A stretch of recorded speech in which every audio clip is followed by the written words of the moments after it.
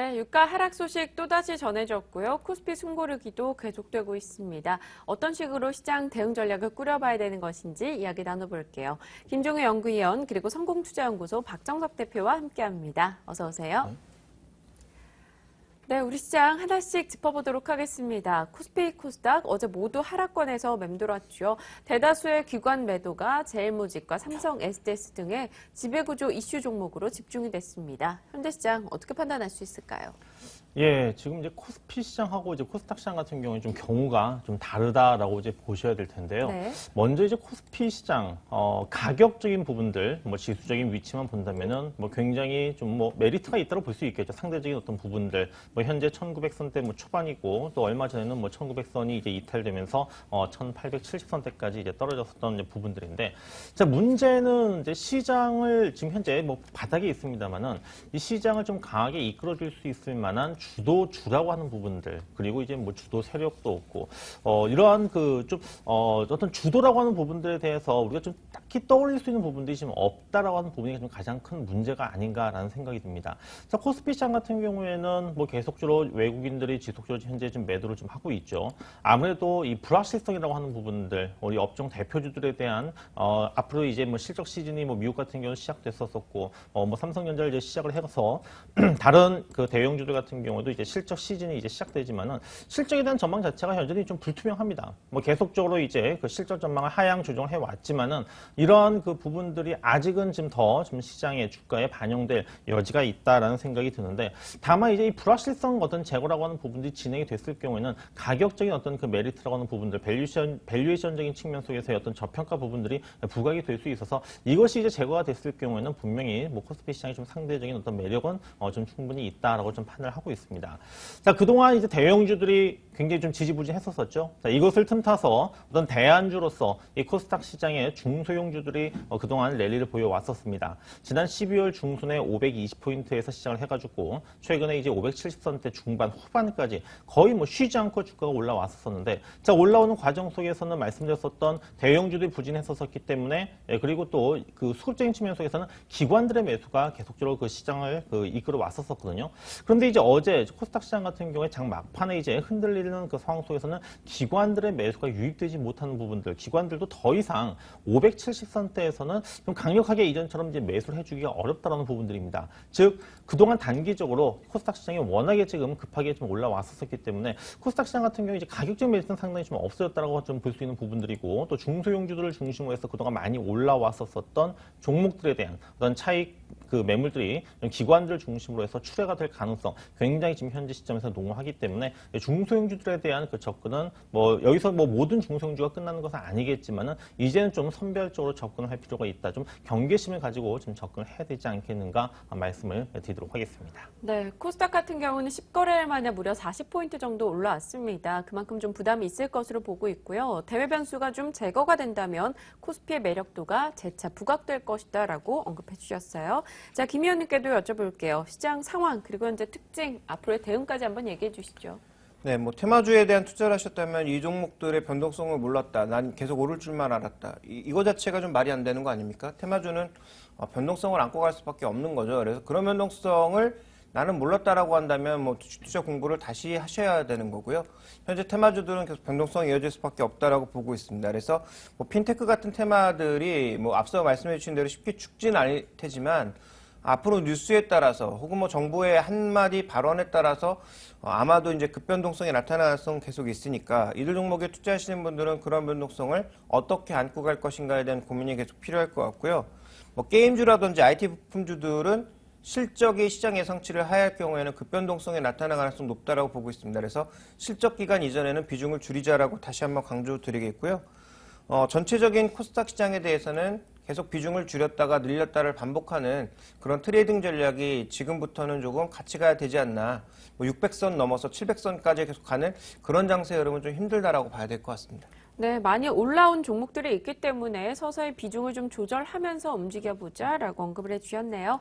자, 이제 시장으로 넘어갑니다. 현대 글로비스 이야기, 종목 이야기 조금 더 자세히 해볼 텐데요. 이 글로비스가 정말 미운 종목들이 SKCNC나 제일모직 등일 것 같습니다. 덩달아 급락을 보였는데 어떻게 판단하고 계십니까? 그 지배구조 관련주, 뭐 시장에서는 이제 뭐 삼성 쪽에서는 뭐 제일모직이라든가 또는 뭐 삼성 SDS, 뭐 SK 쪽에서는 이제 SK CNC, 자, 이런 그 종목도 이제 지배구조 관련주로 이제 그동안 이제 그 부상을 해 왔었었고, 뭐 어떻게 보면 이제 프리미엄이라고 할 수 있겠죠. 그런 부분들이 붙으면서 이제 주가가 이제 꾸준히 상승했는데, 그 중에 뭐 한 종목도 이제 현대글로비스도 이제 그 포함이 되었었습니다. 하지만은 그 이번에 이제 그 현대차 이제 그룹 그 일가가 그 현대글로비스 주식을 블록들 통해서 매각을 하려고 했다라고 하는 부분들. 그러니까 이전에 삼성 SDS 같은 경우에도 뭐 이재용 부회장을 중심으로 해가지고 이제 뭐 지분을 갖다 정리할 가능성, 오너 일가가 정리할 가능성이 있지 않겠는가라고 하는 그러한 어떤 그 우려한 부분들이 현대글로비스를 통해서 현실화됐다라고 하는 부분들이거든요. 그러니까는 지금 그 뭐 삼성 SDS나 제일모직, 뭐 SK CNC 같은 경우에도 현대글로비스처럼 어떤 그 시장에 어떤 매물로 나오지 않을까, 오너 일가의 어떤 지분들이 나오지 않을까라고 하는 이러한 그 우려한 부분들이 지금 가장 큰 그 주가의 좀 악재의 어떤 부분들이 아니었는가라는 생각이 듭니다. 따라서 현대글로비스 같은 경우에는 뭐 전날 뭐 점하한가로 뭐 마감을 했고, 뭐 이러한 그 여파로 인해서 좀 당분간은 좀 반등이 좀 쉽지는 않을 것으로 보이는데, 그런데 이제 현대글로비스를 제외한 다른 그 지배구조 관련주들 같은 경우는 좀 다소 좀 억울한 측면도 있거든요. 뭐 어느 정도 이제 뭐 같이 움직였다 하더라도 뭐 어떻게 덩달아서 좀 같은 어떤 그 기업이 아닌데도 어떻게 뭐 같이 이제 테마로 묶여서 지금 그 무너질 수 있느냐, 이 부분에 대해서는 뭐 저도 어느 정도는 좀 그 이것을 좀 감안을 좀 해야 되지 않을까라는 생각이 듭니다. 따라서 뭐 현대글로비스를 제외한 뭐 다른 지배구조 관련 종목군들 같은 경우에는 뭐 급락세가 지속되기보다는 어느 정도 진정은 될 수 있을 것으로 보이지만은, 그렇다고 해서 지금 여기서 바로 또 뭐 V자형의 어떤 그 강한 급반등보다는 지금의 이러한 지배구조 이슈가 좀 어느 정도는 좀 수면 아래로 시장 안에서 수면 아래로 내려갔을 때, 그리고 이제 그 실적이라고 하는 부분들, 실적 모멘텀이라고 하는 부분들이 주가 하락을 통해 가지고 지금 현재 거의 반영되지 못했다고 했을 때, 아마 이때부터 좀 주가가 좀 회복을 하지 않을까라는 생각이 듭니다. 그래서 지금 뭐 당장보다는 지금 현재 시점에서는 좀 긴 호흡을 가지고 좀 대응할 필요가 있지 않을까 보고 있습니다. 네, 알겠습니다. 지배구조 관련주에 대해서 김현님의 시각 좀 추가적으로 들어볼게요. 앞서 이슈 분석에서도 언급은 해주셨습니다만 좀 더 깊이 한번 들어가 보죠. 뭐 한마디로 종목별로 조금 달라지긴 하겠습니다만 전체적인 전략은 장기 매수 과정이 맞다라고 보고 있습니다. 결국은 우리나라 기업들도 아마 3세대에서 4세대에 넘어가면 뭐 그런 상황이 나타날지 모르겠습니다만, 외국 기업과 마찬가지로 저는 소유와 경영이 분리될 가능성이 굉장히 높다라고 보고 있습니다. 그렇다면 주인 입장에서는 가장 돈을 많이 가져갈 수 있고, 또 하나 기업의 소유권을 계속 가져갈 수 있는 전략 중에 하나가 배당이나 자사주 매입이거든요. 그러니까 이런 쪽은 계속 강화될 수밖에 없다라고 보고 있습니다. 그래서 결국 이 방향으로 가게 되면 그 지주회사라고 불릴 수 있는 회사의 전체적인 지배 구조를 가장 상단에 있는 그런 회사들에 대해서는 매력도가 커질 수밖에 없고, 우리나라뿐만 아니라 최근에 글로벌 기업 전체적으로 덩치를 점점 키우고 있는 상황이기 때문에 그런 큰 기업들의 가장 머리에 올라서 있는 회사들에 대한 매수 관점은 저는 장기적으로는 옳다라고 판단하고 있습니다. 그래서 장기적인 매수 관점은 여전히 가져가야 된다라고 보고 있지만, 단기적인 변동성이 싫으시다면 이것도 비중을 줄이신 이후에 조정의 끝자락에서 다시 한번 잡아보시는 게, 아니면 장기적으로 정말 저금식으로 조금씩 모아나가시는 게 좀 더 좋지 않을까라고 보고 있고요. 만약에 이두저도 다 싫다, 그러면 지배구조와 관련되어 있는 ETF 쪽에 차라리 투자하시는 게 좀 낫지 않을까 이렇게 보고 있습니다. 네, 알겠습니다. 일단 시각은 분명 긍정적입니다. 하지만 타이밍에 대해서는 조금 더 생각할 필요가 있을 것 같고요. 좀 더 안전하길 원한다 한다면 ETF 쪽으로 관심을 돌려보자 이야기 주셨네요. 자, 이제 내일장에 대해서 그리고 오늘장에 대해서 이야기 나눠보겠습니다. 내일은 금통위가 또 진행이 됩니다. 다음 주는 ECB 회의도 앞두고 있고요. 이런 변수 속에서 전략 그리고 관심주까지 소개해 주시면요. 예, 역시 뭐 대형주들에 대한 그 부분은 그 말씀하셨던 뭐 옵션 만기, 특히 뭐 배당과 관련해가지고 이제 배당 때문에 들어왔었던 이제 프로그램 매수 부분들이 이제 매도로 출회될 가능성이 이제 굉장히 높은 게 이제 항상 그 1월달에 그 만기일날 나와주는 이제 특징들입니다. 그래서 이제 그 지수적인 측면 속에서 봤을 때는 좀 변동성이 클 수가 있기 때문에 지금 뭐 대형주 부분들은 일단 뭐 타이밍은 이제 뭐 잡을 수 있는 부분이긴 하지만은 뭐 아직은 뭐 적극적으로 지금 접근하기보다는 이러한 어떤 불확실성이 제거가 된 이후에 좀 접근하신 전략이 좀 바람직하지 않을까라고 좀 보고 있고요. 또 이러한 어떤 그 시장의 좀 변동성을 피할 수 있는 중소형주의 어떤 그 단기적인 매매는 여전히 좀 가능하다라고 좀 보고 있습니다.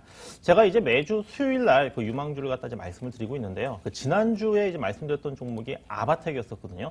아바텍 같은 경우에도 이제 그날 당일날 뭐 주가가 거의 뭐 상한가 근처까지 올라가 줄 정도로 뭐 굉장히 좀 강한 그 주가의 움직임을 보였었고 또 뭐 최근에도 주가가 지금 그 급등한 이후에 좀 고가놀이 어떤 흐름들을 좀 보여주고 있기 때문에 지금 그 단기적인 어떤 그 플레이 속에서 접근할 수 있는 종목들 유망주를 그 말씀드린 종목들에 대한 관심은 좀 계속적으로 좀 그 우리가 좀 가져봐야 되지 않겠는가라는 생각이 듭니다. 또 지난 그 크리스마스 이브 날도 그때 제가 말씀드렸던 그 리움쿠첸 같은 경우에도 지난 월요일 날 뭐 거의 뭐 상한가 근처까지 급등할 정도로 어떤 그 바닥권에서 이슈가 있는 종목들을 중심으로 해서 좀 대응할 필요가 있다라는 생각이 드는데요. 자, 그렇다면 이제 오늘 뭐 굉장히 또 궁금하시겠죠. 또 관심이 좀 높으실 수밖에 없다는 생각이 드는데 오늘 제가 가지고 온 그 종목도 역시 마찬가지로 어떤 그 앞으로 그 2015년도에 좀 이슈가 될 수 있는 고령화 사회와 관련된 좀 수혜주를 좀 가지고 와 봤습니다. 바로 삼진제약인데요.